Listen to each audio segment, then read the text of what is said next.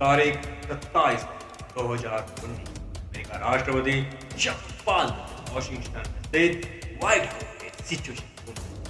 White house में अचानक हलचल तेज हुई। अमेरिका राष्ट्रपति ट्रंप के साथ अमेरिका जनरल राष्ट्रपति पेज के साथ बैठे। उनके सामने रियल टाइम वीडियो चली जिस वक्त अमेरिका सेना मिशन जैकपॉट को अंजाम दे रही थी। टारगेट का कोड नेम था जैकपॉट, जिसे आतंक की दुनिया का दानव कहा जाता है।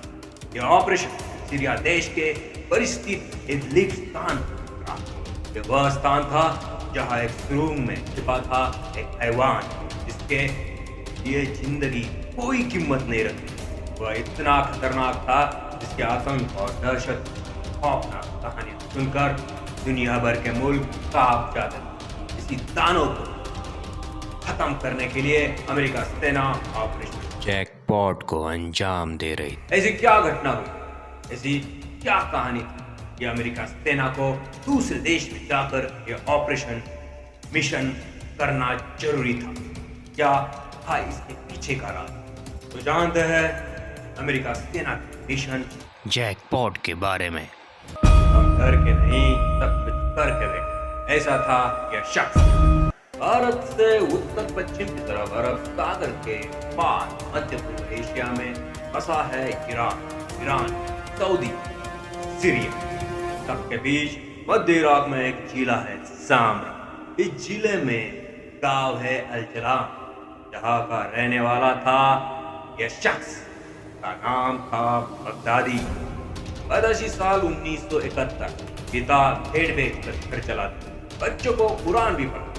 पैदाइशी के समय उन्होंने बच्चे का नाम रखा था इब्राहिम अवाद इब्राहिम अल बदरी अबू बकर अल बगदादी। के नाम तो आगे चलकर उसने दिया खुद को। साल 1991 में सामरा हाई स्कूल से पढ़ाई पूरी की और यूनिवर्सिटी की पढ़ाई के लिए इस साल बगदाद गया। बगदाद, उम्र 20। रशिया शरिया कॉलेज ऑफ बगदाद यूनिवर्सिटी में विषय चुना कुरानिक रिसाइटेशन और फिर मास्टर की पढ़ाई के लिए सद्दाम यूनिवर्सिटी में दाखिला। यही वो 20 साल की उम्र होती है जहां उम्र दहलीज पर जब ताश की आहट होती है तब ख्वाहिशें थम जाती है और सुकून की तलाश बढ़ जाती है।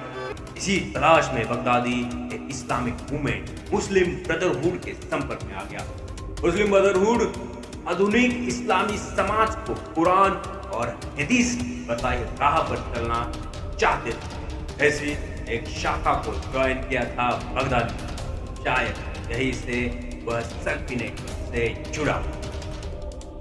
सल्फी इस्लाम की एक कट्टरपंथी शाखा जिसका मतलब होता है मुस्लिम की पहली की शुरुआत होती है पैगंबर मोहम्मद के साथ की संयोग। शुरुआती मुसलमान यानी सल्फी मानते हैं कि पैगंबर मोहम्मद के समय मुसलमानों के लिए जो तौर तरीके कायम हुए वही सच्चा इस्लाम। इसे मानने वाले कई लोग जैसे बगदादी खुद एक इस्लामिक विश्व बनाने की बात करता है, लेकिन हिंसा और आतंक के दम। 2003 में अमेरिका ने इराक पर सद्दाम हुसैन के तानाशाह राज को खत्म करने के लिए हमला किया। इस समय तक बगदादी का खासा लिंक बन चुका था सल्फी जिहादियों के नेटवर्क। 2004 में एक दिन बगदादी अपने ससुराल में था, तब अमेरिका सेना ने वहां छापेमारी हुई तो बगदादी की छापेमारी हुई थी बगदादी के साले के लिए। उसने अमेरिका के खिलाफ हथियार उठाए, साथ में बगदादी को भी अरेस्ट कर लिया गया।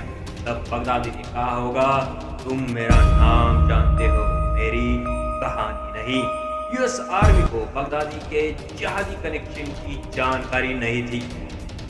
उन्होंने उसे सिविल अरेस्ट जैसे बरताया और अरेस्ट रिकॉर्ड में उसे नौकर पेशी बताया गया।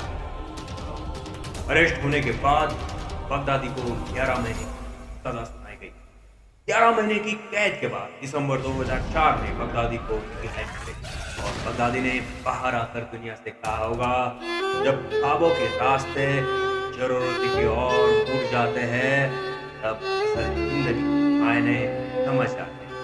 2004 से 2007 तक जिहादी नेटवर्क से जुड़ा रहने के साथ अपनी पढ़ाई जारी रखी बगदादी ने। 2007 ये वो समय था जब इराक में अलकायदा की ब्रांच का सरगना अध्यक्ष Abu Musab al Zarqawi America के हवाई हमले में मारा गया, तो जरकावी की जगह ली अबू अय्यब अल मरसी ने अक्टूबर 2006 में Islamic state in Iraq ISI शुरू किया। इसका सरगना बनाया बगदादी को। अप्रैल 2010 में एक अमेरिकी हमले में मरसी भी मारा गया।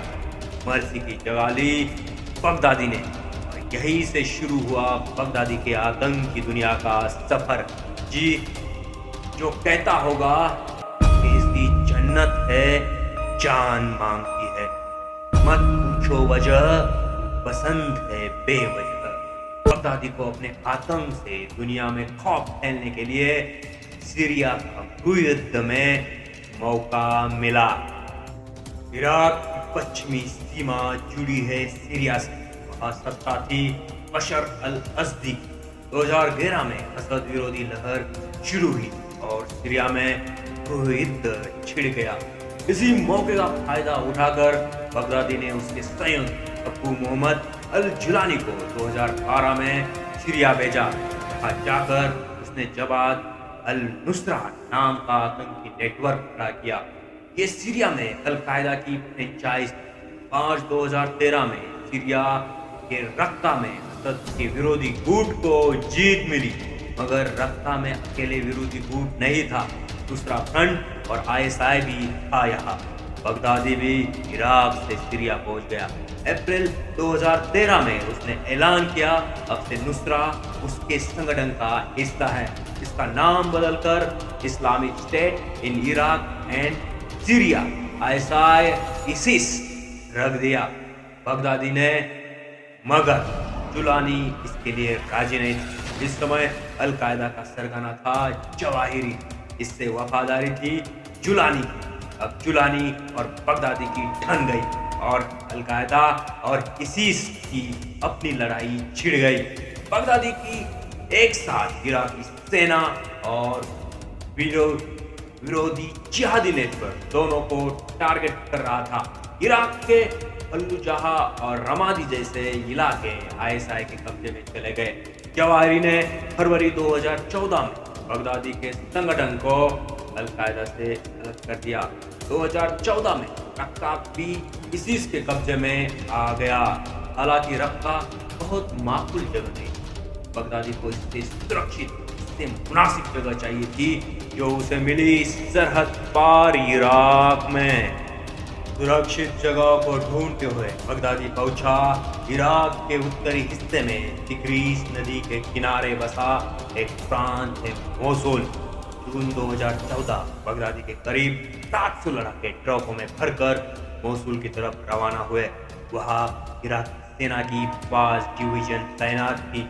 आतंकियों का सामना करने की जगह वो सिर पाव रखकर भाग गए और इस तरह मोसुल और वहां रहने वाली तकरीबन 14 लाख की आबादी बगदादी की गुलाम बन गई। यही मोसुल की अल नूरी मस्जिद में बगदादी ने ऐलान किया कि वो दुनिया भर के मुसलमानों का नया खलीफा है। मोसुल उसकी राजधानी है। अगर आपने बगदादी की तस्वीर देखी होगी तो संभावना यही है कि आपने उसी दिन वाली तस्वीर देखी होगी। इसके बाद बगदादी और उसके ISIS को दुनिया जानने लगी। देश का काला झंडा आतंक का पर्यायवाची बन गया। पूरब में निनवा के मैदान से, उत्तर में सिनीजर की पहाड़ियों तक, दक्षिण में सीरिया के देर अलजार के ऑयल फील्ड से बलमाया तक ISIS ने साम्राज्य खड़ा कर लिया। मोसुल से भागे इराकी सेना अपने पीछे अमेरिका से मिले हथियार भी खो गई। सब लूट लिया ISIS ने। तेल के कुएं पर कब्जा कर लिया। सीरिया और तुर्की को कच्चा तेल बेचने लगे, टैक्स वसूलने लगे। सोशल मीडिया को अवजार बनाकर लोगों का ब्रेन वॉश किया। सपोर्टर्स को खेल दिया कि वो कहीं भी हो ISIS के नागरिक है। दुनिया भर से हजारों लोगों ने इराक पहुंचकर ISIS ज्वाइन किया। अपना एक स्टेट बना लेना इतने बड़े स्तर पर अपनी समांतर अर्थव्यवस्था खड़ी कर लेना ये शायद इसीस की सबसे बड़ी कामयाबी थी।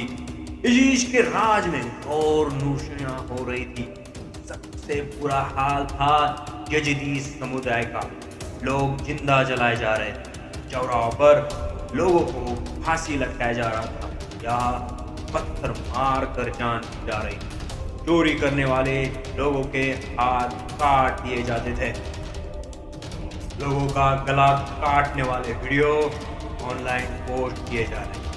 औरत और बच्चे को गुलाम बनाया जा रहा था। उनके इलाके में लोगों को शादी करने के लिए इसी से लाइसेंस लेना पड़ता था। वो बच्चों का बर्थ सर्टिफिकेट भी बनाते थे। इसी समर्थकों के लिए इराक सीरिया आकर संगठन ज्वाइन करने के अलावा भी विकल्प था। वो चाहा है वही उल्फ अटैक से पहले कोई वीडियो या कोई मैसेज छोड़ जाए जिसमें बगदादी के प्रति समर्थन जताया गया। कहीं चाकू चलाकर लोगों की जान ले ले, कभी भीड़ पर गाड़ी चढ़ा दे। दुनिया के अलग अलग हिस्सों में इससे प्रेरित लोन अटैकर्स आतंकी हमले करने लगे। पेरिस, बेल्जियम, बेरूत और फिर वो मूवमेंट भी आया जब इन्होंने रूसी विमान को उड़ाकर 224 लोगों की जान ले ली। 22 सितंबर 2014 सीस के प्रवक्ता अबू मोहम्मद अल अदनानी ने अमेरिका और फ्रांस जैसे मुल्कों के नागरिकों पर हमले की अपील जारी की और इसके एक दिन बाद अमेरिका ने सीरिया में इसीस पर पहला हवाई हमला किया। इसके बाद इसीस का डाउन फ्लो शुरू हुआ। का आखिरी स्ट्रॉन्ग होल्ड बचा मोसुल, जहां इसीस को हराने के लिए जंग शुरू हुई। अक्टूबर 2016 में जमीन पर इराक सेना आसमानी हमला अमेरिका इसीस मोसुल के हजारों लोगों को अपनी ढाल बनाकर इस्तेमाल कर रहा था। जो भागने की कोशिश करते उन्हें मार दिया जाता। बहुत मुश्किल थी ये जंग, हजारों जाने गई। आखिरकार 9 जुलाई 2017 को इराक के पीएम हैदर अल अब्दी ने ऐलान किया कि मोसुल को इसी से आजाद कर लिया गया है, मगर बगदादी हाथ नहीं आया था। मोसुल से भाग चुका था।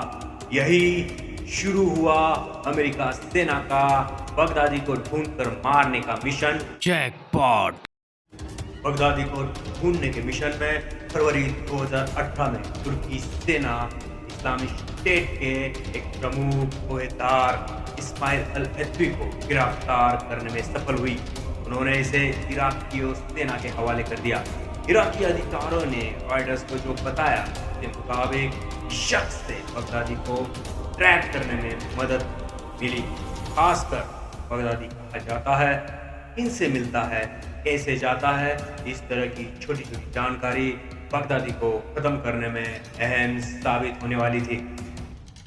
एथावी ने सीरिया में से 5 लोगों के बारे में इराकी को बताया जिससे बगदादी अक्सर मिले। हालांकि मुलाकात की जगह हर बार बदलती रही थी। एथावी इस्लामिक स्टेट की टॉप 5 ऑपरेटर्स में से एक था। इस्लामिक साइंस में डॉक्टरेट था। एथावी ने 2006 में अल-कायदा से जुड़ा था। अमेरिका ने उसे 2008 में गिरफ्तार किया। इसके बाद एथावी को 4 साल की सजा भी हुई। इस्लामिक स्टेट में शामिल होने के बाद बगदादी ने उसे धार्मिक प्रवचन देने और इस्लामिक स्टेट के लिए कमांडर चुनने की जिम्मेदारी सौंपी। 2017 में आईएसआई की तरशाई होने के बाद एथावी इराक से सीरिया भागा। एथावी की दी हुई जानकारी के मुताबिक सीरिया के शहर इदलिब में सर पर टोपी साफा पहने हुए एक शख्स दिखाई दिया। फोटो के आधार पर जब इसकी पहचान यह बगदादी का खास था। पीछा करने पर को बगदादी के ठिकाने का पता चल गया। बस यहीं से बगदादी को हेरने की कार्रवाई शुरू कर दी गई। अमेरिका का खुफिया एजेंसी सीआईए ने ड्रोन और सैटेलाइट की मदद से बगदादी के ठिकाने पर नजर रखनी शुरू कर दी। यह सिलसिला 5 महीने से चल रहा था। यह 5 महीने का सिलसिला तारीख 27 अक्टूबर 2019 अमेरिका सेना द्वारा किया गया ऑपरेशन जैकपॉट दौरा सीरिया के इदलिब में अबू बकर बगदादी का खात्मा किया गया। इस आतंकी दुनिया के चेहरे के खात्मे के बाद हम यह कह सकते हैं अपनी मर्जी से कहा अपने सफर के हम हैं, धूप हवाओं का जिधर है डर के हम। बगदादी आतंक का खौफनाक चेहरा बना जरूर, लेकिन एक उम्र के बाद उस उम्र की बातें उम्र भर याद आती है, पर वह उम्र फिर उम्र भर नहीं आती। बगदादी अपने युवा उम्र में गलत संगठन से जुड़ा, इसका उसे गलत ही नतीजा मिला, गलत कामों का गलत नतीजा। ऐसे ही गाने सुनने के लिए RF चैनल को लाइक करें, सब्सक्राइब करें।